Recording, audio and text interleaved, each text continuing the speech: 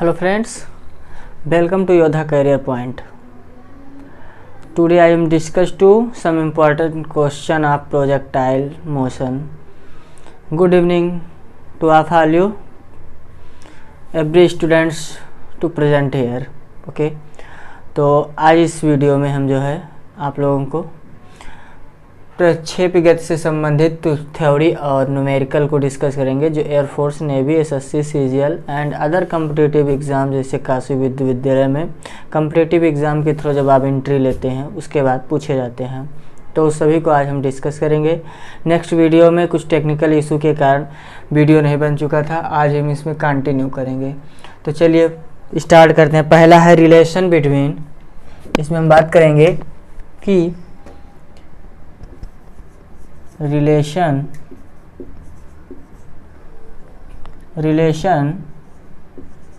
Between H and R, H और R में प्रक्षेप की ऊंचाई और इसके क्षैतिज परास में क्या संबंध होता है। तो हम जानते हैं H इक्वल टू होता है U square sine square theta upon 2G and R equal to होता है U square, R equal to होता है U square sine 2 theta upon G, ये होता है। अगर हम इसका रेशियो करते हैं H अपान R तो हो जाता है आपका U square sine square theta upon 2G, और नीचे बात करें हम U स्क्वायर साइन 2 थीटा का फार्मूला लगाते हैं 2 sine theta into cos theta upon G। ये G से G कैंसिल, U स्क्वायर से U स्क्वायर कैंसिल और ये साइन से साइन कैंसिल, और आज आपका बचेगा H upon R equal to sine theta upon 4 cos theta. ये आपका बचे H इक्वल टू आपका हो जाएगा H upon R equal to tan theta by 4, या कर सकते हैं H equal to R tan theta by 4। ये आपका पूछा गया था, IEEE का क्वेश्चन था, ठीक है।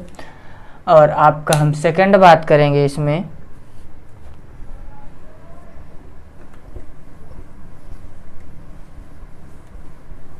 सेकंड आपका है इसमें कि इफ यदि हम प्रक्षेप की गति को उन्नयन कोण पर, यदि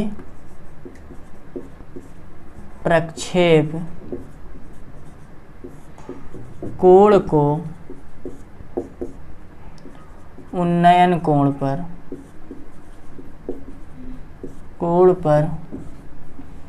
प्रक्षेपित करते हैं तो T1 अपान T2 का अनुपात क्या होगा। T1 अपान T2 का अनुपात इन्होंने पूछा क्या होगा, ठीक है। इसका करने का तरीका क्या है कि पहले हम जानते हैं T1 यानी प्रक्षेप का उड्डयन काल क्या होता है, फर्स्ट लेक्चर में बताए थे। T1 equal to 2U sine theta by G and अब इन्होंने कहा प्रक्षेप का उन्नयन कोण पर। अब बात करें जब उन्नयन कोण पर प्रक्षेपित करते हैं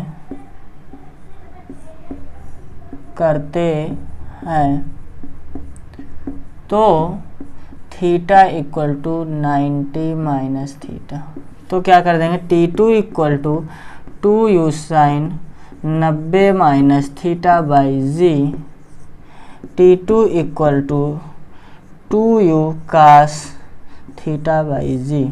इक्वेशन फर्स्ट ये मान लेते हैं, equation second relation between equation first and second. T1 upon अगर हम T2 करते हैं तो 2U sine theta by G upon by G 2U cos theta by G, ये G से G कैंसिल, 2G से 2U कैंसिल, T1 अपान T2 हो जाता है आपका tan थीटा रेशियो 1। ये आपका क्वेश्चन था, और नेक्स्ट इसी में अगर बात कर दें कि H1/H2 का रिलेशन H1/H2 क्या होगा, तो क्या करेंगे हम, H1 बराबर होता है आपका H1 बराबर होता है 2u² sin square theta upon 2g, और यहाँ कर देंगे H2। यही था क्वेश्चन देखते हैं। हाँ ठीक है, इसको रेज ही करना पड़ेगा।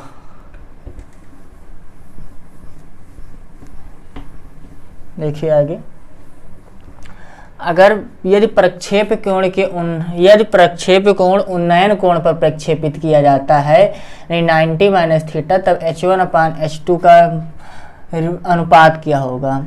H1 आपका हो जाएगा, हमने बताया था नेक्स्ट वीडियो में कि प्रक्षेप की ऊंचाई का फार्मूला क्या होता है, u² sin square theta upon 2g, और H2 का करेंगे u² cos square theta upon 2g। वो क्यों, क्योंकि अगर उन्नयन कोण पर करेंगे, उन्नयन कोण, तो theta equal to 90 minus sine 90 minus theta cos theta, तो H1/H2 आपका u² sine square theta upon 2g upon u² cos square theta upon 2g। ये कैंसिल, तो H1/H2 आपका हो जाता है tan स्क्वायर थीटा रेशियो 1। ये अनुपात आपका होगा। नेक्स्ट बात करते हैं हम कि रेखीय संवेग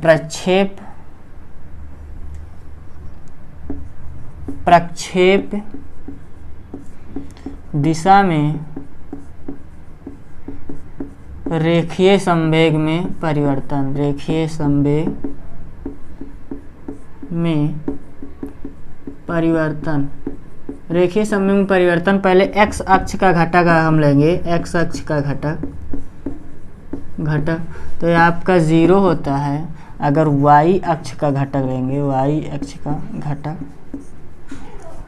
घटक, ये आपका होता है 2mu sin थीटा। ये कैसे देखते हैं कि अगर देखिए ये आपका प्रोजेक्टाइल मोशन था, यहाँ से एंगल नीचे आ रहा था, ये आपका था वर्टिकल डायरेक्शन में u sin थीटा, ये हॉरिजॉन्टल में u cos थीटा, और इसके परपेंडिकुलर u sin थीटा। ये एंगल थीटा था, ये यहाँ पे u वेग से जा रहा था, ये u cos थीटा था। ठीक है, dy इक्वल टू यहाँ 0 था।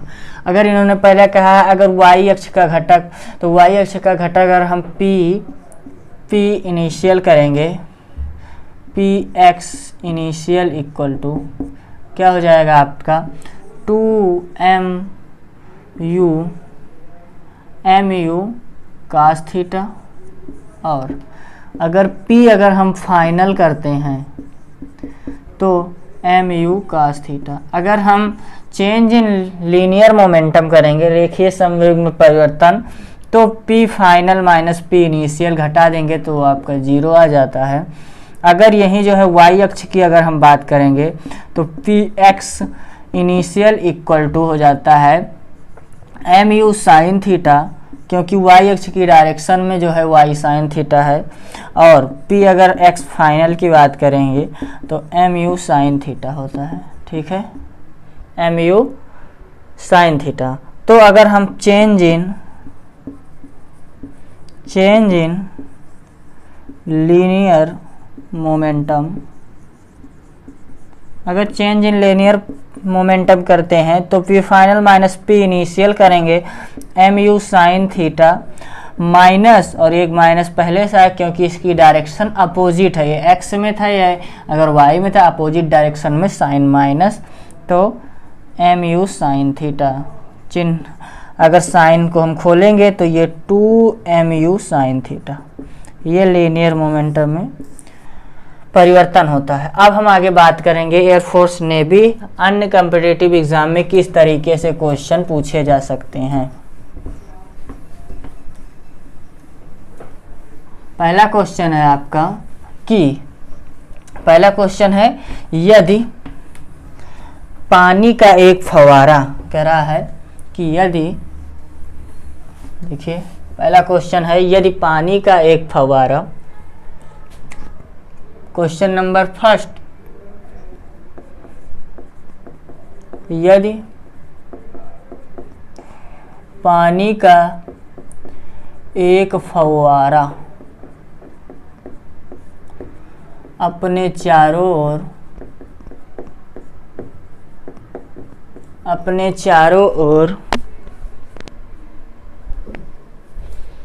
ओर पानी का छिड़काव करता है,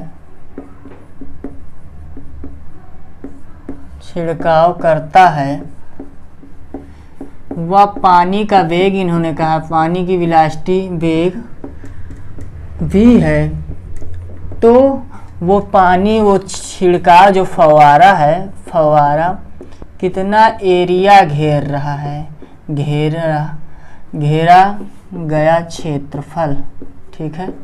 तो वो एरिया कितना कवर कर रहा है ये निकालना। आप जानते हैं कि क्षैतिज परास equal to R square equal to you square by g होता है। ये मैक्सिमम क्षैतिज परास का फार्मूला था। और हम जानते हैं कि एरिया इक्वल टू होता है पाई आर स्क्वायर, और यहाँ पे रख देते हैं हम पाई आर स्क्वायर की वैल्यू b की पावर 4 बाई जी स्क्वायर। ये आपका फर्स्ट क्वेश्चन। सेकंड आपकी बात करते हैं। सेकंड क्वेश्चन आपका है, कह रहा है एक लड़का एक पत्थर को अधिकतम 10 मीटर की ऊंचाई पर फेंक सकता है, ठीक है। कह रहे हैं एक लड़का एक पत्थर को 10 मीटर की ऊंचाई पर फेंक सकता है, तो वह लड़का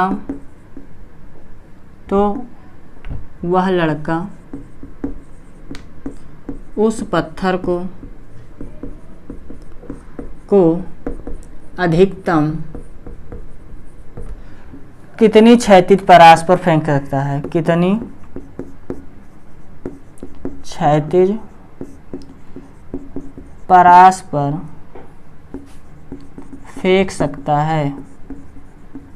इसका लगाने का तरीका क्या है, हम जानते हैं क्षैतिज परास इन्होंने कहा है तो हम जानते हैं, तो R इक्वल टू होता है आपका v स्क्वायर बाई जी, और हमने एक आपको बताया था मेथड की, अगर ऊपर नीचे 2 इंटू 2 से मल्टीप्लाई करा देते हैं तो ये R ये आपका बन जाता है v स्क्वायर बाई 2g, ये आपका h मैक्सिमम हो जाता था। यही तो यहाँ लिख गया आपका ये, या R equal to h into 2, तो ये R इक्वल टू हो जाए 2h, और R पूछा है 2 इंटू h की वैल्यू 10 दे दिया है इन्होंने, तो R इक्वल टू 10 मीटर।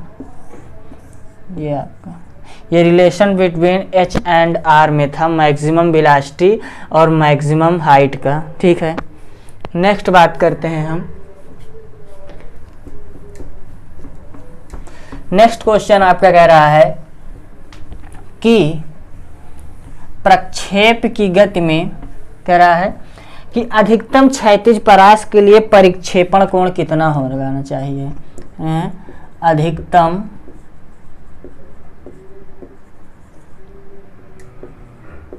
क्षैतिज परास के लिए प्रक्षेपण कोण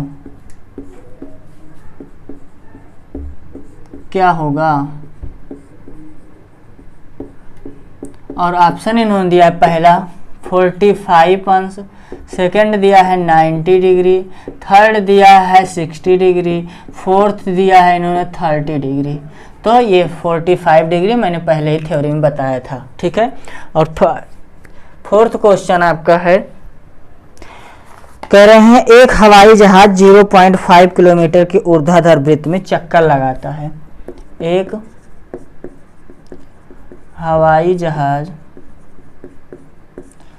0.5 इंटू 10 की पावर 3, 0.5 केवल दिया है किलोमीटर के अर्धवृत्त में चक्कर लगाता है, चक्कर लगाता है, तो इन्होंने कहा है तो उस समय जो हवाई जहाज में उस समय पायलट, जो हवाई जहाज के अंदर पायलट है, वह भारहीन का अनुभव करता है। क्या? भारहीन का अनुभव करता है, तो इन्होंने कहा है तो जहाज की चाल क्या होगी? जहाज की चाल क्या होगी?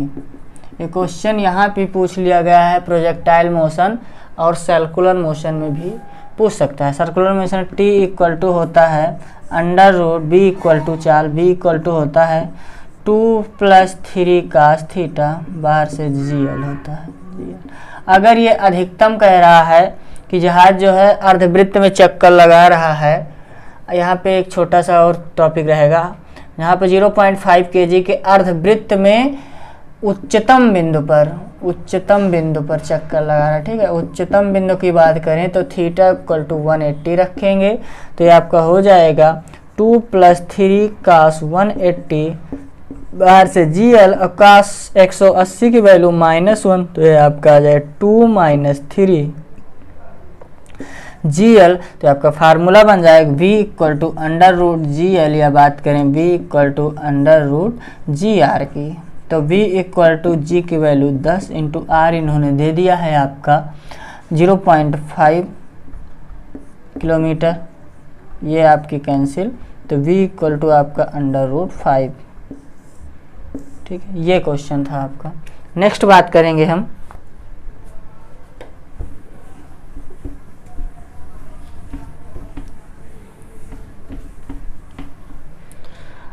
आपका नेक्स्ट क्वेश्चन कह रहा है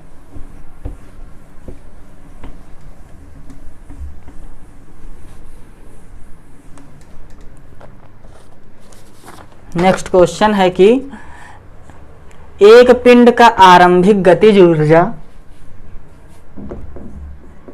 एक पिंड की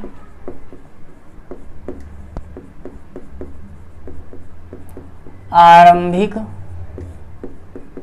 गतिज ऊर्जा इन्होंने दिया है E से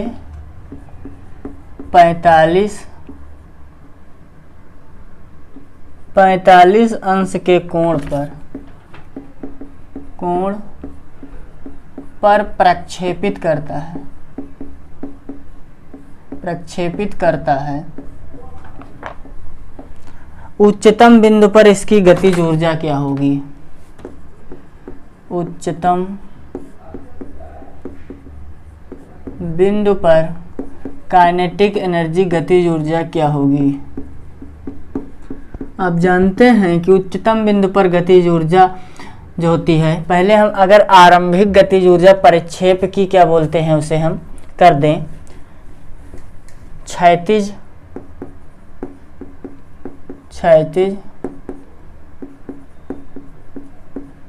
दिशा में जो वेग होता है वो होता है U cos थीटा। अगर काइनेटिक एनर्जी की बात करें, काइनेटिक एनर्जी तो ½ mv², और इन्होंने दे दिया 1/2 mv² की वैल्यू दे दिया है U² cos² थीटा, ये आपका हो जाएगा 1/2 mu² cos² थीटा, ये आपका बन गया E। तो kinetic energy dash equal to E × cos² theta, तो E × cos थीटा का वैल्यू 1/√2 का स्क्वायर, तो kinetic energy equal to E/2।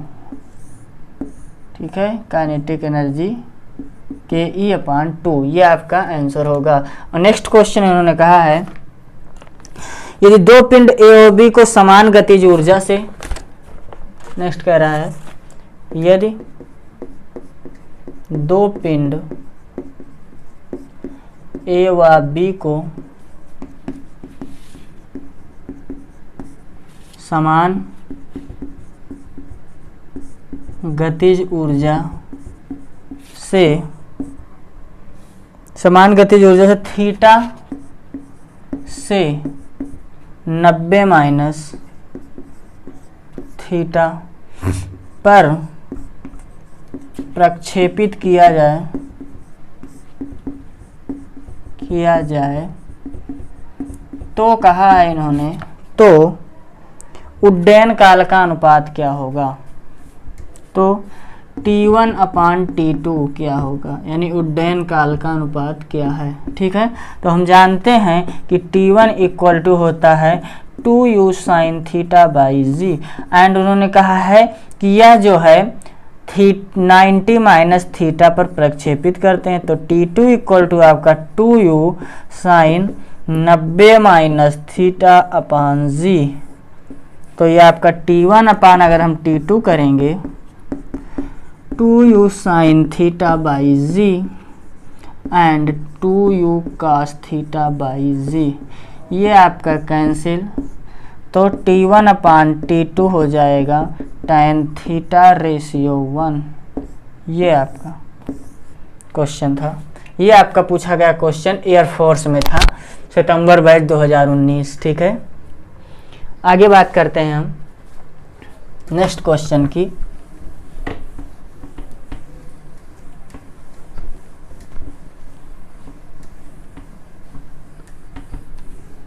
आपका नेक्स्ट क्वेश्चन है कि 0.1 एक क्वेश्चन आपका इधर था, ये यहाँ था, एक प्रक्षेप का वेग महत्तम ऊंचाई पर, एक प्रक्षेप का वेग महत्तम ऊंचाई पर प्रक्षेपण कोण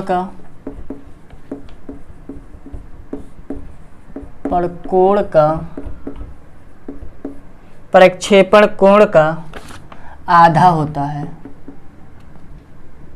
प्रक्षेपण कोण का आधा होता है, तो उसकी क्षैतिज परास क्या होगी? तो क्षैतिज परास क्या होगा? तो क्या करेंगे हम, क्षैतिज परास क्या होगा, इसके लिए हम जानते हैं कि महत्तम ऊंचाई पर u cos थीटा जो है आपका, उसके कोण u/2 गुना है, u/2 है ना। एक प्रक्षेप का महत्तम वेग उसके प्रक्षेपण कोण u का आधा होता है, तो क्षैतिज परास क्या होगा? तो cos theta equal to u/2, u से u कैंसिल, तो theta equal to 60 degree, cos 60 की वैल्यू 1/2 यहाँ से लिख देते हैं, cos theta equal to cos 60, तो थीटा इक्वल टू 60।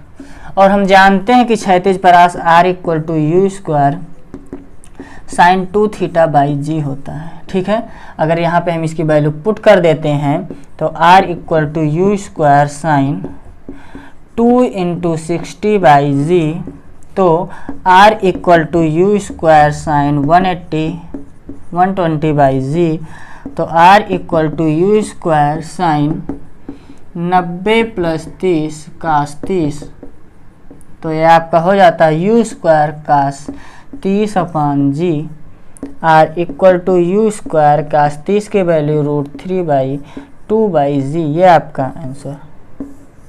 ठीक है, r equal to you square into √3/2g, ये आंसर हुआ। ठीक है, और नेक्स्ट क्वेश्चन है आपका एक लास्ट,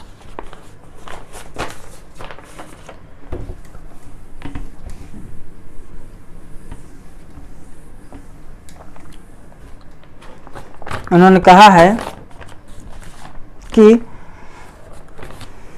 0.5 kg का एक पिंड क्षैतिज से,